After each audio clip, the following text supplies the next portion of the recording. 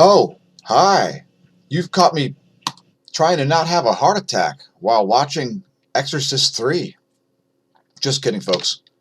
I'm trying to do a movie review here. I got up at 10 p.m. today. Yes, 10 p.m. Just for you. That's right, to do a movie review. Actually, we're doing a four-way movie review. So let's start out with recently released, I think it just came out yesterday or perhaps 2 days ago, El Camino. Available on Netflix. A Breaking Bad movie. Yes, Aaron Paul. A lot of your Breaking Bad favorites. Not sure if we're going to have spoilers in the video or not, folks, so no promises. There could be spoilers. Could be not. Not exactly sure yet. So anyway, El Camino, it's good. It's not great. It's interesting to see what Jesse did after the end of the Breaking Bad series. If you haven't watched the Breaking Bad series, spoilers are coming, so too bad. Anyway, El Camino will revisit a lot of the characters, and I won't make a comment whether or not Walter White makes an appearance. However, I would definitely say that I felt myself wanting to kill Todd myself throughout this film, and let's just say it's not a film that paints Jesse Pinkman in a good light when you really think of it. It's not flattering to the Jesse Pinkman character in any way. In fact, quite the opposite. And perhaps that makes it more interesting. Anyway, it shows you some of the stuff that happened before the Breaking Bad series ended. Also, one issue is the character, the actor that plays Todd. Yeah, so let me just talk about the Todd character for a little bit. Now, everybody remembers Todd, of course, from Breaking Bad, the sociopath in their little crime syndicate who shoots the kid on the motorcycle. Very memorable sociopath on the show.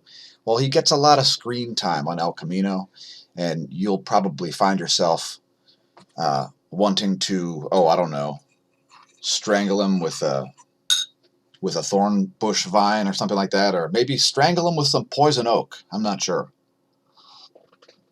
But you'll definitely be wanting to murder Todd.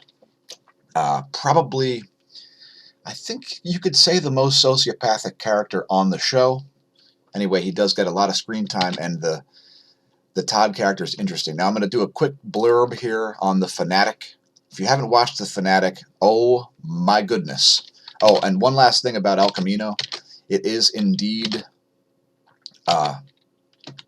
written and directed by Vince Gilliam, so it's again, it does revisit a lot of characters too, so you may find it interesting. There in the background is one of Jesse's associates. I can't remember his name. Please leave a comment. And yeah, well, check out El Camino on Netflix. And please leave a comment if you'll find yourself if you've watched it and already and you find yourself wanting to strangle Todd, or perhaps, oh, I don't know, stick a soldering gun in his eye. All right, let's go back to The Fanatic here.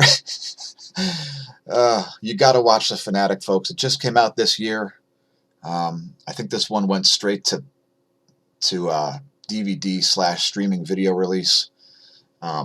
Written and directed by Fred Durst, former singer of the former band Limp Bizkit. It'll have you wondering why it was made and why the choices that were made in the movie were made. Oh my goodness, The Fanatic, you seriously have got to check this thing out.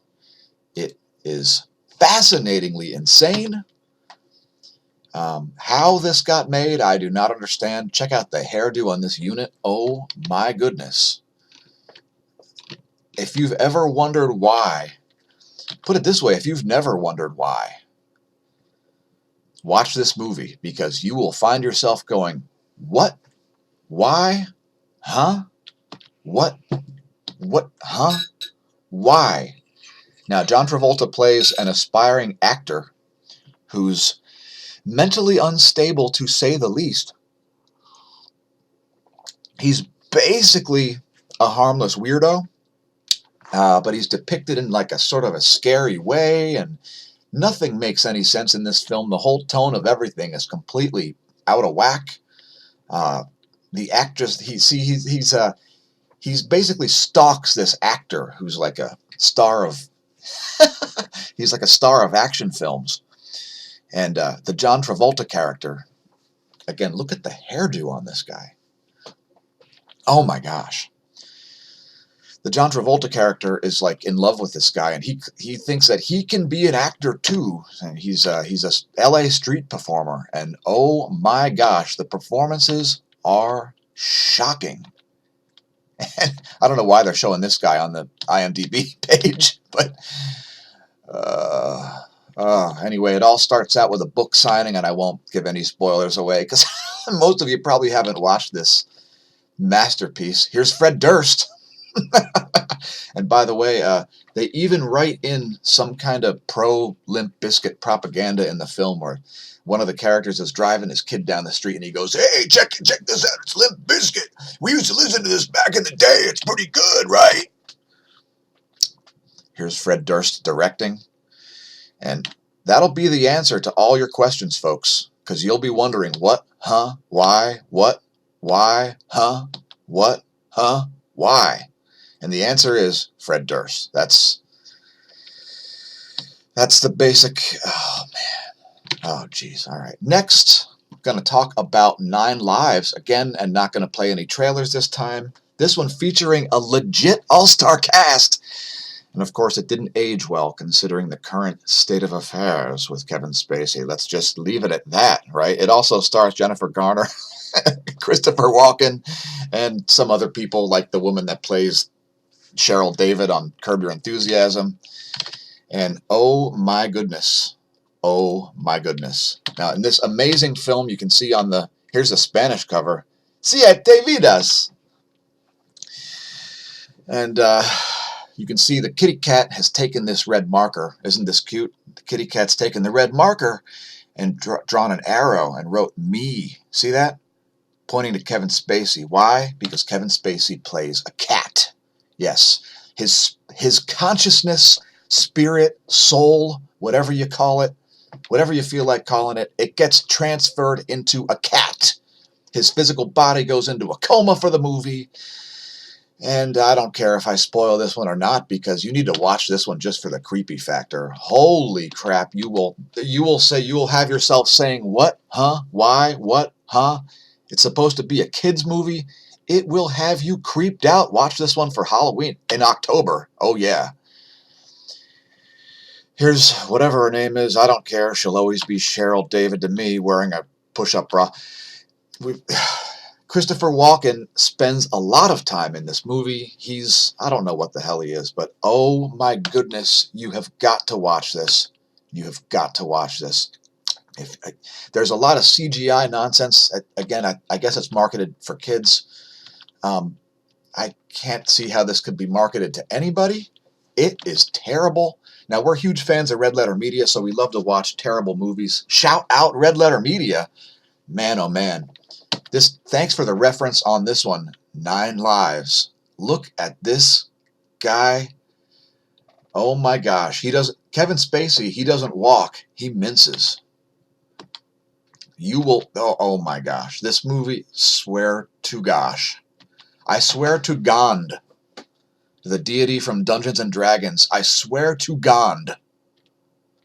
I don't know if these are other cats that have human spirits in them or what the hell the deal is here. I don't remember this scene from the movie. I can't say enough about this. It is amazing. Kevin Spacey as a cat. There's a whole ton of CGI nonsense in it. A whole bunch of slapstick stuff that's not funny. Every joke falls flat. And see the horrified look on this young girl's face? See that?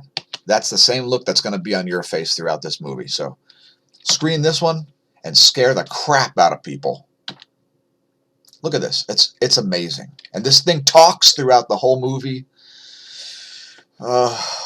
It's going to make you want to run over a cat, I think. All right, let's move on to William Peter Blatty's Legion. Now, this best-selling novel was written in 1983. It's the true sequel to The Exorcist. This got adapted into a film called Exorcist 3. And just watched this one yesterday. And man, oh man, this is a scary film. Now you got to watch the movie. Let's get into it.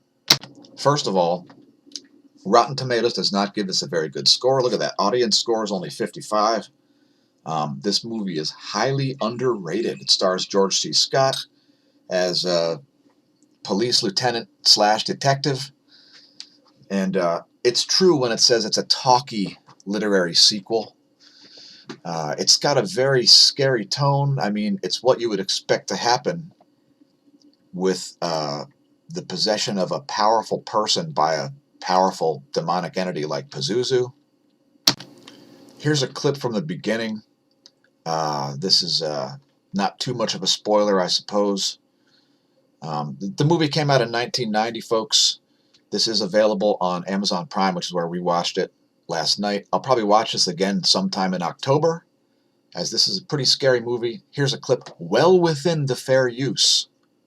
It'll be under 8 seconds. She bled a great deal. It's a problem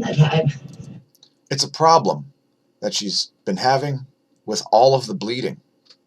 So again, the movie is talky. You must listen to the dialogue. You can't sit there and stare at your phone.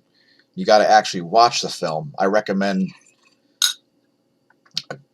good sound, a dark room, nighttime, leave the doors unlocked, put a sign outside that says free cocaine, whatever. Figure out a way to make it scary. It's pretty scary, though, seriously. Working on, Father. All this bleeding. She's been working on all the bleeding. And I won't show any more of that, but it is a scary film. And you should really check it out. There are a whole ton of supernatural moments in here. This woman plays a great role. Super scary. I mean, again, this particular demonic entity that we're talking about in this movie is one who owns an entire plane of demonic existence. So if this was like inside of a guy, like the guy, I won't make any spoilers, folks, but this is the proper sequel to The Exorcist. It completely ignores Exorcist 2, which was crap. Exorcist 2 the Heretic was crap. And it hurt Linda Blair's career, I'd say. George C. Scott's performance is wonderful. And, I'm a huge fan of George C. Scott in whatever. I'll always like George C. Scott. But this thing will freak you out. And there are some very famous scenes. And my friends were on this in 1990. I didn't know about it. I thought it was going to suck because I knew how bad Exorcist 2 the Heretic was. So check that one out on Halloween. We are out of here. Movie review complete. I'll leave links to a bunch of tabs, including the wiki article, which discusses the writing of the book, as well as to the Wikipedia article about the Mesopotamian demon Pazuzu, which is the ruler of the flying realms of demons and so on. It's pretty scary, and this is the entity that is creating the issues in the Exorcist films, if you weren't aware. So it's about that time. Have fun. Check out the films if you like. They are pretty good, and they are pretty scary. So check them out, and hey, we'll be doing more scary movie reviews before Halloween.